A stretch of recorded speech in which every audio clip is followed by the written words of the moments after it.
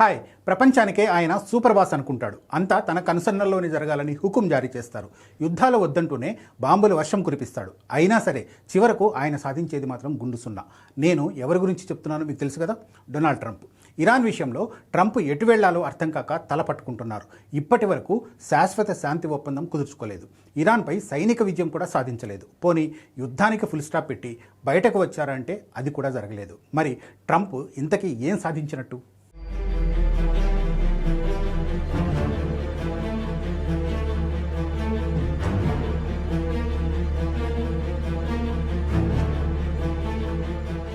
Iran వ్యవహారంలో Trump తీవ్రమైన వ్యూహాత్మక సంక్షోభంలో చిక్కుకున్నారు. ఇక్కడ నుంచి బయటపడేందుకు ఆయన ముందు స్పష్టమైన మార్గాలేవి కనిపించడం లేదు.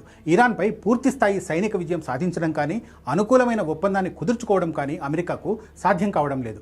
అదే సమయంలో ఈ పోరాటం నుంచి వెనక్కి తగ్గేందుకు అమెరికాలోని రాజకీయ పరిస్థితులు అంగీకరించడం లేదు. దీనివల్ల అమెరికా సుదీర్ఘకాలం పాటు సంక్షోభంలో చిక్కుకునే పరిస్థితులు కనిపిస్తున్నాయి. శాంతి చర్చలే అత్యుత్తమ మార్గమని భావిస్తున్నప్పటికీ ట్రంప్ అనుసరిస్తున్న విధానాల్లో స్థిరత్వం కనిపించడం లేదు. బాంబులు దాడి చేస్తూనే మరోవైపు చర్చలు జరపడం దౌత్యపరంగా పూర్తిగా విఫలమైన ఆలోచనగానే చూడాలి. ట్రంప్ ఏర్పాటు చేసిన చర్చల బృందంలో దౌత్య అనుభవం లేని వ్యక్తులు ఉండడం ప్రధాన సమస్యగా మారింది. ఈ బృందంలో ఒమన్, ఖతార్, పాకిస్తాన్ దేశాలతో పాటు జారెడ్ కుష్నర్, స్టీవ్ విట్కాఫ్ అనే ఇద్దరు వ్యక్తులు ఉన్నారు. వాస్తవానికి వీరికి అంతర్జాతీయ వ్యూహాత్మక అంశాలపై ఎలాంటి పట్టు లేదు. కేవలం ట్రంప్కు నమ్మకస్తులు అనే కారణంతోనే వీళ్లను ఎంపిక చేశారు. ఖతార్, ఒమన్ అమెరికాకు మిత్రదేశాలుగా ఉన్నప్పటికీ పాకిస్తాన్ ప్రభావం చాలా తక్కువ. మరోవైపు కుష్నర్, విట్కాఫ్ వంటి ప్రతినిధులు ట్రంప్ చేసే రెచ్చగొట్టే వ్యాఖ్యలను అడ్డుకోలేకపోతున్నారు. ఫలితంగా ఈ చర్చల ద్వారా తాత్కాలిక కాల్పుల విరమణ తప్ప ఎలాంటి పురోగతి సాధించలేకపోయారు. ఇరాన్పై పూర్తిస్థాయి యుద్ధం ప్రకటించేందుకు ట్రంప్ వద్ద తగినంత రాజకీయ, ఆర్థికమైన బలం లేదు. ప్రస్తుతం అమెరికాలో ట్రంప్ ప్రజాదరణ వేగంగా తగ్గిపోతోంది. రాబోయే మిడ్ టర్మ్ ఎన్నికల్లో సొంత పార్టీ ప్రతినిధుల ఓటమి భయం వేధిస్తోంది. ప్రతినిధుల సభలోని 435 సీట్లు, సెనెట్లోని 35 సీట్లు, 36 రాష్ట్రాల గవర్నర్ పదవులకు ఎన్నికలు జరగనున్నాయి. ప్రస్తుతం డెమోక్రాట్లకు ప్రతినిధుల సభలో స్వల్ప ఆధిక్యం స్పష్టంగా కనిపిస్తుంది.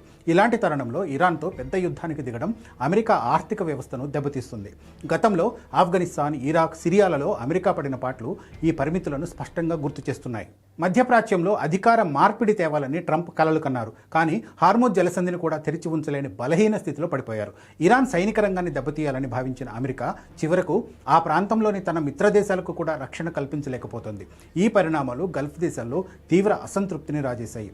ప్యూ రీసెర్చ్ సంస్థ నిర్వహించిన సర్వే ప్రకారం 36 ప్రపంచ దేశాల్లో 25 దేశాలు అమెరికా కంటే చైనాకే ఎక్కువ మద్దతు ఇస్తున్నట్లు తేలింది. నాటో కూటమి కూడా ఇరాన్ విషయంలో ట్రంప్ నిర్ణయాలను ఆమోదించడానికి నిరాకరించింది. గల్ఫ్ దేశాలు తమ భద్రత కోసం ఇప్పుడు చైనా వైపు చూడటం ప్రారంభించాయి. ఇరాన్ యుద్ధం కారణంగా ప్రపంచ వేదికపై విశ్వసనీయమైన సూపర్ పవర్గా అమెరికాకున్న పేరు తీవ్రంగా దెబ్బతింది. యుద్ధాన్ని గెలవడంలో కానీ, శాంతిని నెలకొల్పడంలో కానీ వాషింగ్టన్ సరైన భాగస్వామి కాదని మిత్రదేశాలు భావిస్తున్నాయి. ప్రస్తుతం యుద్ధ తీవ్రత పెరిగితే పశ్చిమాసియాలోని ఇతర దేశాలు కూడా ఇందులో చిక్కుకునే ప్రమాదం ఉంది. ఈ క్లిష్ట సమయంలో గ్లోబల్ సౌత్ వర్గానికి చెందిన ప్రముఖ దేశాలు ముందడుగు వేయాల్సిన అవసరం ఏర్పడుతుంది. అమెరికా వైఫల్యం వల్ల ఏర్పడిన ఖాళీని భర్తీ చేస్తూ ఇరు వర్గాల మధ్య చర్చలు జరపాలి. ఇవాళ ప్రపంచ దేశాలు వహించే వ్యూహాత్మక మౌనం రేపు కోలుకోలేని భారీ నష్టానికి దారితీస్తుంది.